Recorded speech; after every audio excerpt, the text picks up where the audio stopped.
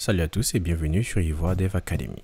Nous allons donc faire un peu de mathématiques avec Python et nous allons voir les opérateurs arithmétiques. Pour ceux qui ont un peu peur des mathématiques, ne vous inquiétez pas, ne fuyez pas cette vidéo. Ce que nous allons voir dans cette vidéo sera assez basique et à la fin, nous allons créer un petit programme qui va nous permettre à partir de l'âge de quelqu'un de trouver son année de naissance. Donc le programme va vous demander en quelle année êtes-vous né ou plutôt quel âge avez-vous. Vous dites j'ai 21 ans, il va dire ok, comme vous avez 21 ans, vous êtes né en 2000. Donc sans plus tarder, on va commencer avec les opérateurs arithmétiques. Donc je viens au niveau de mon terminal et j'ouvre mon interpréteur Python. Et le premier opérateur arithmétique que nous allons voir, c'est l'opérateur d'addition. Donc comment on fait une addition en Python? Pour faire une addition en Python, on utilise l'opérateur plus ou le signe plus. Donc si je veux faire 10 plus 3, je fais 10 plus 3, ça va me faire 13. Je vais faire 10 plus 6, je fais 10 plus 6, ça me fera 16. Je vais faire 10 plus 15, je ferai 10 plus 15, vous avez compris. 10 plus 15, ça me fera 25. Les opérateurs arithmétiques, on ne les utilise pas uniquement avec les entiers, on les utilise aussi avec les floats. Si je veux faire 2.0 plus 5.5, ça me fera 7.5. Je peux faire 2.5 plus 3.5, ça me fera 6.0. Et je suppose que vous l'avez déjà remarqué, lorsque je fais une addition avec les entiers, ça me donne un entier. Si je fais une addition avec les floats, ça me donne les floats. Donc le second opérateur arithmétique que nous allons voir, c'est l'opérateur de soustraction. Comment on fait une soustraction avec Python? On utilise le signe moins ou le tiret. Je vais faire 10 moins 3, je fais 10 tiret 3, ça me fera 7. Je vais faire 10 moins 6, ça me fera 4. Donc moins est le second opérateur arithmétique que nous venons de voir. Le troisième opérateur arithmétique, c'est l'opérateur de multiplication. Donc pour multiplier deux éléments en Python, on utilise le signe étoile. Donc je vais faire 10 multiplié par 3, je fais 10 étoile, 10 étoile 3, ça me fera 30. Je vais faire 10 étoile 6, ça me fera 60. Donc étoile est l'opérateur arithmétique de multiplication. Pour la division, nous avons deux opérateurs. Le premier opérateur nous permet de faire une division tout en obtenant la partie entière et la partie décimale. L'autre opérateur nous permet de faire une division en obtenant uniquement la partie entière. Donc si je veux obtenir la partie entière de 10 et 3, je fais 10 divisé par 3, j'aurai 3.333. Donc j'ai fait une division en obtenant la partie entière et la partie décimale. Si par contre, lors de la division de 10 par 3, je veux obtenir uniquement la partie entière, je fais 10 slash une fois slash deux fois et j'ai fait 3. Ça me donnera uniquement la partie entière de 10 divisé par 3. Une question me vient en esprit, mais lorsque je fais la division pour obtenir la partie entière, comment est-ce que je peux obtenir le reste? Pour obtenir le reste, il y a un opérateur pour ça, c'est l'opérateur modulo. Si je veux obtenir le reste de la division entière de 10 par 3, je fais 10 modulo 3. Ça va me donner 1. Donc 1 est le reste de la division entière de 10 par 3. Et le dernier opérateur arithmétique que nous allons voir, c'est l'opérateur de puissance. Donc pour élever à la puissance, on utilise le symbole étoile deux fois. Donc je vais faire 10 exposant 2, je fais 10 étoile une fois, étoile deux fois, je fais 2. Ça me donne 100. Je vais faire 10 exposant 3, je fais 10 étoile une fois, étoile deux fois, je fais 3, ça me fait 1000. Donc voici le dernier opérateur arithmétique que nous venons de voir. On va faire un petit récapitulatif. Le premier opérateur, nous avons vu l'opérateur d'addition.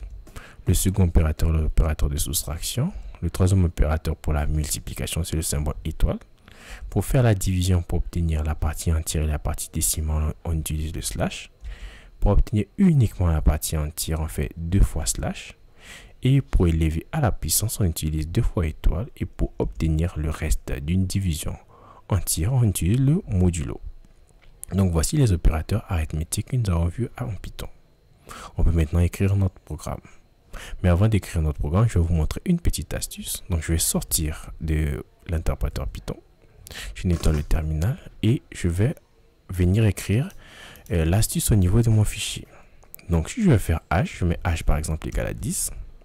Et je veux additionner la variable h par 5. Je peux faire h égale à h plus 5.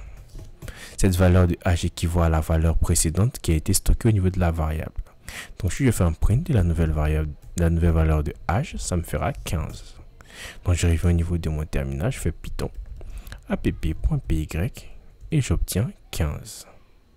Parce que âge ici égale à 10. Mais si j'ai une expression comme ça, je peux faire autrement. Je peux enlever âge et enlever plus et venir mettre plus devant égal. Donc cette expression est équivalente à écrire âge égale à âge plus 5. Donc lorsque je réexécute mon fichier, je vois que j'ai toujours 15. Et cette astuce plutôt n'est pas valable uniquement avec l'addition, c'est valable aussi avec la soustraction. Donc j'aurai ici 5, c'est valable aussi avec la multiplication. Donc j'aurai ici 50. Donc voici la petite astuce que je voulais vous montrer au niveau des opérateurs arithmétiques. On peut maintenant attaquer notre programme. Donc je vais effacer tout au niveau de mon fichier et nettoyer mon terminal et on va attaquer notre programme. Donc récapitulons notre programme, qu'est-ce qu'il est censé faire? Il est censé à partir de l'âge d'une personne pouvoir retrouver son année de naissance. Donc qu'est-ce qu'on va demander à un utilisateur? On va demander à un utilisateur quel est son âge. Donc je vais faire âge égale à input qui est la fonction utilisée pour pouvoir saisir quelque chose au niveau de mon terminal et dire quel est votre âge. Et comme on le sait très bien, la sortie de input c'est une chaîne de caractères et nous on souhaiterait avoir des entiers afin de pouvoir les manipuler. Donc je vais convertir cette sortie en entier en englobant la fonction input par int. Donc lorsque je l'englobe par int, je suis sûr que âge sera un entier, peu importe la valeur qui sera rentrée. Ensuite, comment est-ce qu'on calcule l'année de naissance? Donc je vais déclarer une variable année naissance égale à quoi? Égale à 2021 parce que je suis en 2021 moins âge. Et je vais afficher mon beau message à mon utilisateur en mettant print. Vous avez, ou du moins vous êtes né en, j'ouvre les crochets, je mets année naissance. Et pour que cette valeur soit évaluée par année naissance, qu'est-ce que je vais faire? Je vais devant la chaîne de caractères mettre un F. Et là, on va considérer ça comme un F-string. C'est un F-string. On a vu ça au niveau de la vidéo des chaînes de caractères. Donc, je vais enregistrer ma vidéo. Je vais enregistrer plutôt mon code et je vais au niveau de mon terminal pour réexécuter. Donc, je vais faire Python app.py. On dit quel est votre âge? J'ai 21 ans. On me dit vous êtes né en 2000.